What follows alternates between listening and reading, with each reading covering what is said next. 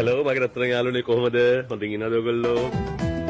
මාව වට්ටන්න නැතුව එක්කගෙන යන පිනමැතිවාට ලබන ආත්මේ බල්ලෙක් වෙන්නේ. ලොකෝයි ඔයා ඔටෝනේ මැනුවල් නෙමෙයිනේ. නෝනවදනි මහත්තයෝනි මම ඔයගලගේ මුලින්ම සමාව ඉල්ලනවා මෙතනින් එහාට වෙන දේවල් පුංචි දරුවන්ට පෙන්වන්න හොඳ නැහැ. ඒ දරුවන්ව පිටත් කරන්න එළියට. මගේ අම්මයි ගම ගාල්ලේ හිත ලෑල් නාන්නේ අපි පීල් අපේ තාත්තා වැඩ කර අවුරුදු 20 සැල්මන් ෆිෂ් කියන්නේ ලෝකයේ ඊටාම විශේෂ මාළුවෙක්.